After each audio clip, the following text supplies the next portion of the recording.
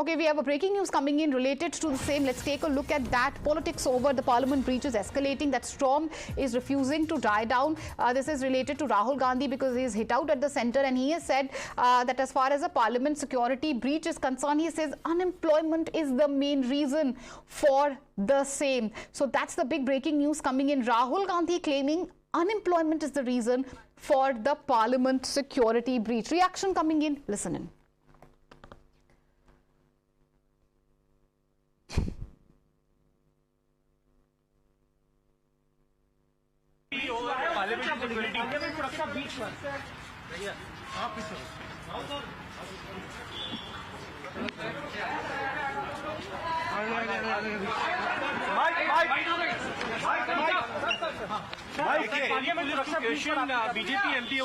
सुरक्षा ब्रीच हुई है वो है, but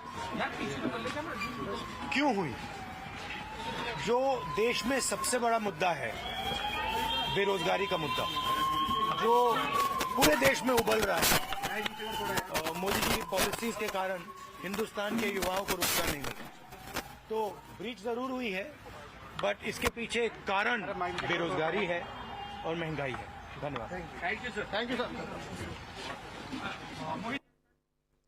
Well, that's a big statement coming in from the side of Rahul Gandhi. We'll really have to wait and watch how the Congress reacts to the same, because Rahul Gandhi has linked the parliament security breach to unemployment.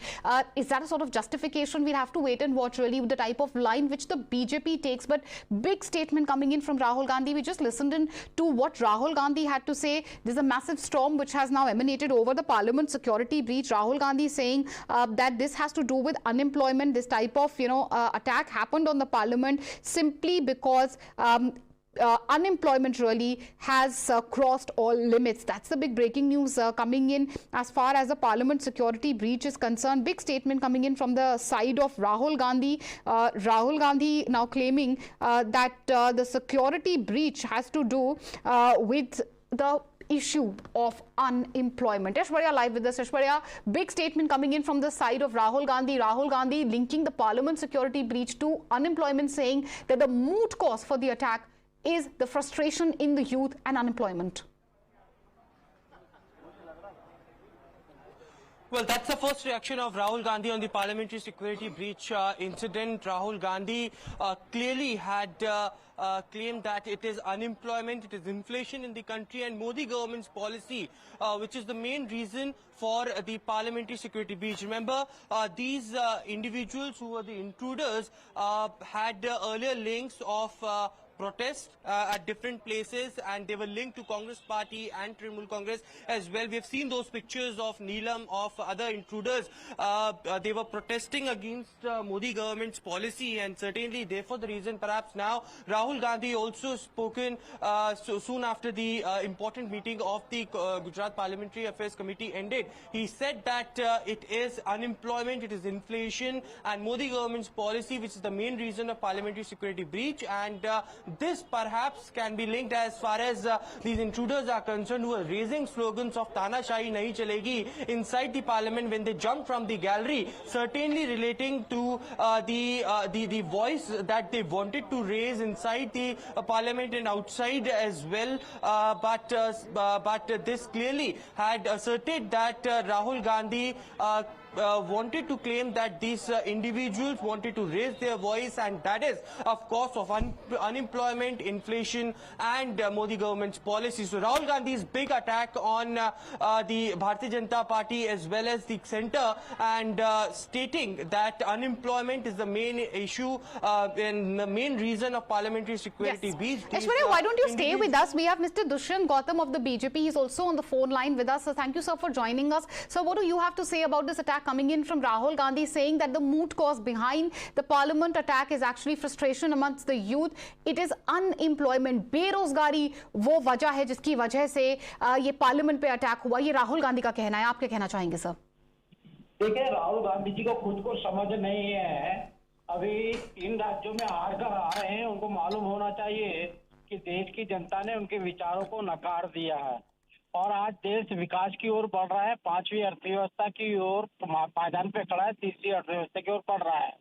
आसपास के राज्यों को भी, अगर देशों को भी देखेंगे, उसकी अपेक्षा अपने देश किस प्रकार से विकास कर रहा है, सबको रोजगार मिल रहा है, सबको सुशासन मिल रहा है, और जिस प्रकार से आज समाज और देश मिलकर चल रहे हैं, गरीबी की रेखा से 13 करोड़ लोगों को निकालने का काम आदरणीय मोदी जी ने किया है। ये सब हालातों को ये इनको पच नहीं रहा, ये लोगों को धोखा देकर किसी प्रकार के बहाना कर ये ऐसा काम करना चाहते हैं, लोकतांत्रिक भावनाओं को ठेस पहुंचाना। ये कहाँ का, चलो आपके मन में ये भी है तो ये कहाँ का मापदंड को आप निर्णय आप समर्थन दे रहे हैं कि पार्लियामेंट में घुस जाइएगा, वहां पर कूदिएगा, अनुशासनहीनता कीजिएगा, ये इसको कहाँ जगह मिलती है इस चीजों को? इस तरीके से कोई शासन में नहीं आते, इनका विरोध भी होगा और आने वाले समय में इनको मालूम ही पड़ेगा जिस तथ्यों को आप लेके चल रहे हैं वो है लोकतांत्रिक है। आखिर लोकतंत्र की ही जीत होती है। सर, आपका क्या कहना है? आप कह रहे हैं कि इस तरह का व्यवहार, अगर अनएम्प्लॉयमेंट और फ्रस्ट्रेशन भी है तो इस तरह के व्यवहार को जस्टिफाई नहीं करना चाहिए। सो आर यू हिंटिंग और आर यू सजेस्टिंग कि राहुल गांधी की तरफ से एक सटल जस्टिफिकेशन भी है जब वो पार्लियामेंट में जो हादसा हुआ उसको वो बेरोजगारी से लिंक कर रहे हैं? ये हादसा जो हुआ है ये बेरोजगारी का मतलब नहीं है, ये जो हार हुई है इनकी, इससे इंडी आंदोलन, इनका जो इंडी का अलायंस है वो चल नहीं पा रहा है। वो खींच है, एक तो टीएमसी की कार्यकर्ता है, एक कांग्रेस की कार्यकर्ता है, इनके मन में यही खींच है कि हम बड़े तरीके से पतन यत्न कर रहे हैं कि मोदी जी का ग्राफ गिरा दें। जब सक्सेस नहीं हो रहे तो इस तरीके का व्यवहार कर रहे हैं। तो मुझे लगता है कि राहुल गांधी जी को इन सब चीजें छोड़कर अपना व्यवहार बदलना चाहिए, चरित्र बढ़ना चाहिए। आज 5,000 करोड़ के घोटाले के अंदर जमानत पे छूटे हुए लोग जिन्होंने गरीबों का शोषण किया है, साफ साफ इनको दिखाई दे रहा है, जेल का रास्ता दिखाई दे रहा है।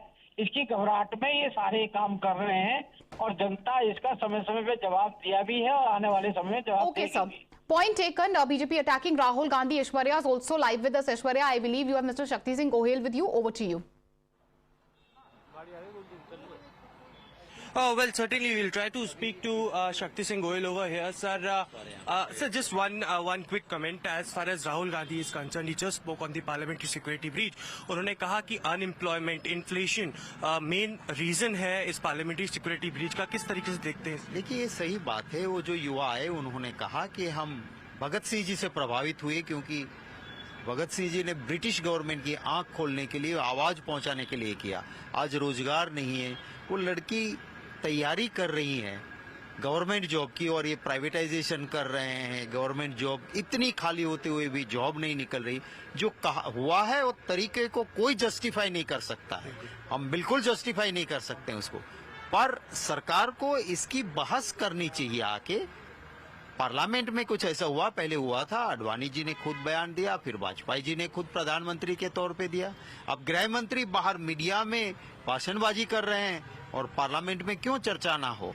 तो इसलिए जो बात है वो सही बात है। शक्ति सर, भारतीय जनता पार्टी के कई नेता सामने आए, उन्होंने कहा कि इन इंट्रूडर्स के कहीं ना कहीं अपोजिशन की पार्टी से लिंक्स भी हैं। इनको देखा गया है पहले आंदोलन करते हुए। नीलम जो है उनको कांग्रेस से लिंक्स बता रहे हैं, ललित झा की टीएमसी से लिंक्स बता रहे हैं। किस तरीके से देखते हैं? अच्छा, अगर मेरे पास कोई पास करवाने आता है तो मैं पार्लियामेंट का पास उन्हीं को देता हूं जिनके साथ मेरा लिंक होता है। तो पास तो दिया बीजेपी के एमपी ने और ठीकरा दूसरे पे फोड़ते हैं। दिल्ली पुलिस ने कहा है कि उनसे भी सवाल करेगी अब जो मैसूर के ये मैं ही चोर मैं ही कोटवाल जैसी होगी, वो क्या होगा? अभी कुछ एक्शन लिया क्या उसके खिलाफ? Well, that was Shakti Singh Gohil speaking to Times Now, clearly indicating that it is, of course, those reasons, perhaps because of which these intruders went inside the Parliament House and tried to raise their voice and the justification cannot be done as far as their action is concerned, but on the other side it is these reasons perhaps because of which these individuals, these intruders entered in the parliament and raised their voice. But investigation should also take place. Mr. Simha, who is the BJP MP, should also be questioned. Absolutely, and that's the type of answer coming in from the side of the Congress MP. Aishwarya, thank you for bringing us up to speed with the story and also bringing